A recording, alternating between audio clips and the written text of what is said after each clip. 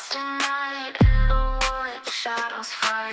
Arms take gold, can't take flight. Power's gone, nothing's right. Cauldron cold, no more fire. Potions fail, dreams expire. Spirits whisper, call me liar. In the dark, lost desire. Purchase cry, echo loud. Through the fog, through the shroud. Mystic force, once so proud, now just whispers in the crowd.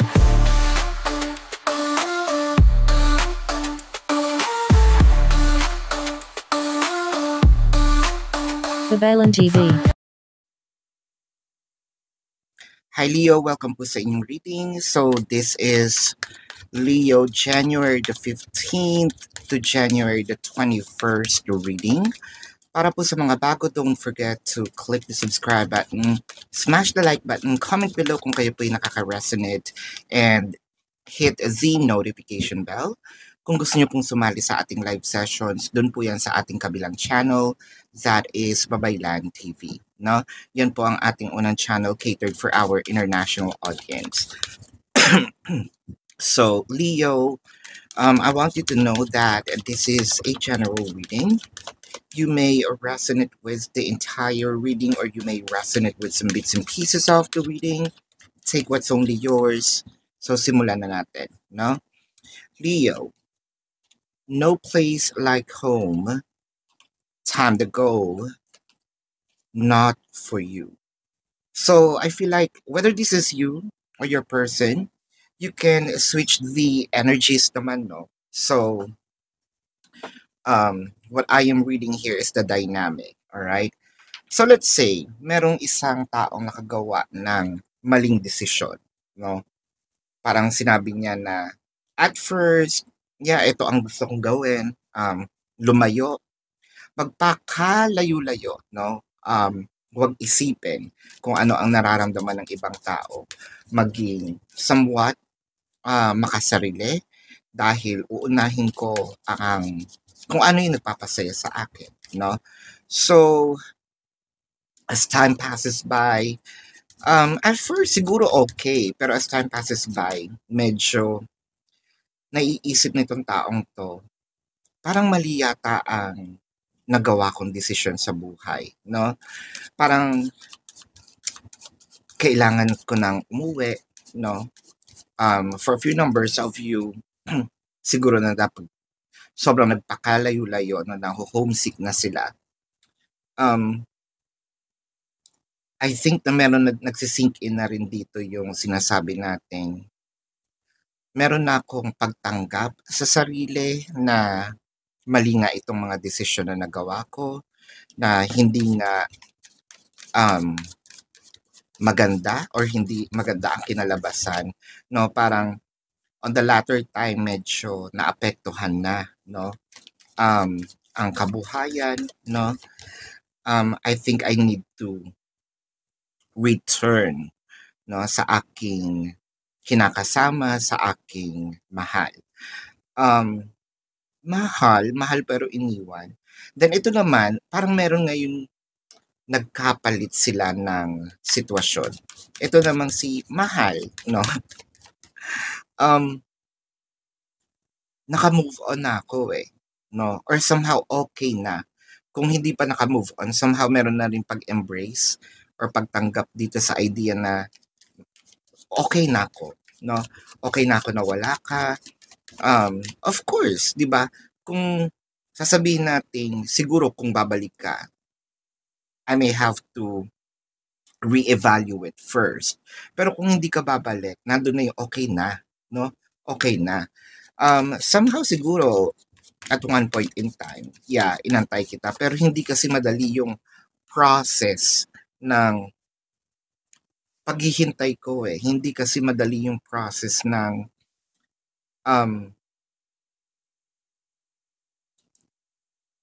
mag-antay sa walang kasiguraduhan. Mabuti sana kung maayos yung paghihiwalay. Alam ko kung kailan babalik, no? Pero itong nangyayari parang hindi ko ang hirap i-spelling, ang hirap i-spellingin, no? With the Four of Cups, the Judgment. Sa ngayon, feeling ko if in case na nagpaparamdam na itong si person, medyo ayaw mo munang e-entertain.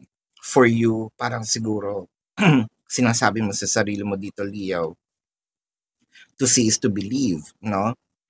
Siguro kung nakita ko na yung totoong pagbabago, siguro kung nakita ko na, okay, may katotohanan naman, no, itong iyong mga sinasabi din, by all means, why not?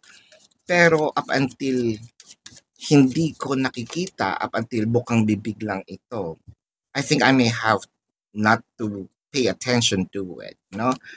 With the 10 of Wands and the 2 of Pentacles, so parang nahihirapan tayo dito na, oo nga, nahihirapan akong mag-decide dahil mahirap na kasing ibalik yung trust, no, na nawala. Mahirap nang ibalik itong sabihin natin binasag mo, no, na pagtitiwala. Yun yung parang sinasabi dito ni Leo. With the Ace of Cups, the 8 of Pentacles, and the Star.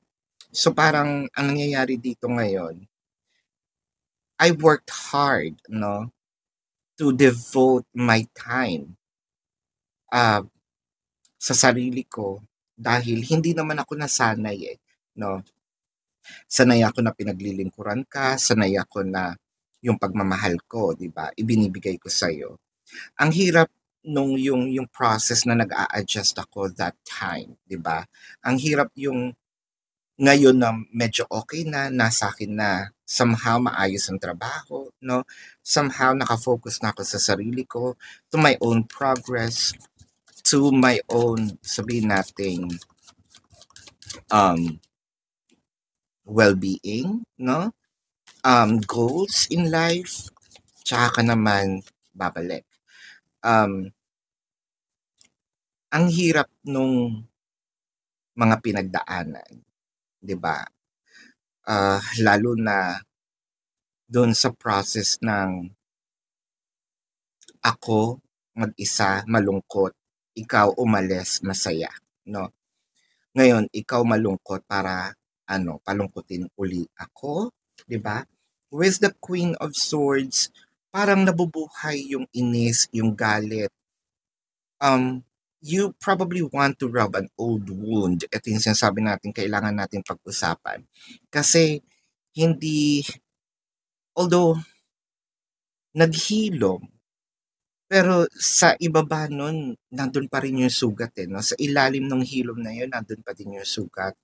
Parang gusto kong kalikutin, no? Nangangate kong kalikutin at pag-usapan natin. With the Six of Cups and the Wheel of Fortune. At one point in time, yes, inaamin ko, siguro oo, na-miss kita, no? The Wheel of Fortune, I feel like this Wheel of Fortune is more of on the other side, no? You can switch the energies naman. What I am reading here is the dynamic, no? The other side, however, parang sinasabi niya na ganun na lang ang pagka-miss ko sa'yo, no? Hindi mo lang alam na sobra-sobra din akong nangungulila, no? Ang tanong ko lang, nung mga time na umalis ka sa buhay ko, ang saya mo no? Hindi mo man lang inisip kung ano yung nangyayari sa akin, kung ano nararamdaman ko. Ngayong malungkot ka, 'di ba? At medyo okay na ako. Babalik ka as if nothing happened. Parang ang off, no? Nasaan ang hustisya? Nasaan ang katarungan doon? No? With the Two of Wands and the Six of Pentacles, so parang sinasabi nito, I believe yung energy is paparating na, no? Parang on the way na siya. Very soon naman, no? I think that you're going to make a decision whether you will finally move forward But I feel like kung tatanggapin mo itong taong 'to, mahihirapan siya, kasi dadaan siya sa butas ng karayom. Dahil sobra-sobrang nawala, 'no, ang tiwala mo sa kanya. Sobra-sobra kasi yung bigat, 'no, na kumbaga ipinatong niya sa balikat mo, at hindi yun kadali. Hindi gano'n kadali, 'no, para mawala itong pain, yung bangungot, 'no, na idinulot niya sa'yo. This is your reading, no, Leo. Bago natin tignan ang zodiac sign ng iyong person, para makita natin if this reading is really meant for you. I want you to know na open naman kayong sumali doon sa ating live session sa kabilang channel, which is Babaylan TV. Kung hindi nyo naaabutan itong live sessions doon, pwede naman po kayong magtanong dito sa ating comment section, as long as the question po is answerable by yes or no. No? Pero kung hindi kayo papatulugin ng yes or no lang, dumiretso po kayo dun sa ating website. Nandun po siya sa description box. Click the link, you will be routed to my website. Sa website po, makikita niyo yung question form.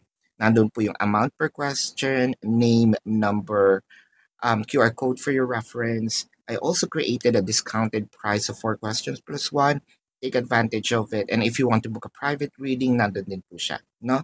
So, tignan natin ang zodiac sign ni person. Leo, Taurus, pwedeng kapwa Leo din, Pisces, Sagittarius, Virgo, no? Scorpio, Libra, Cancer, Capricorn, Aquarius.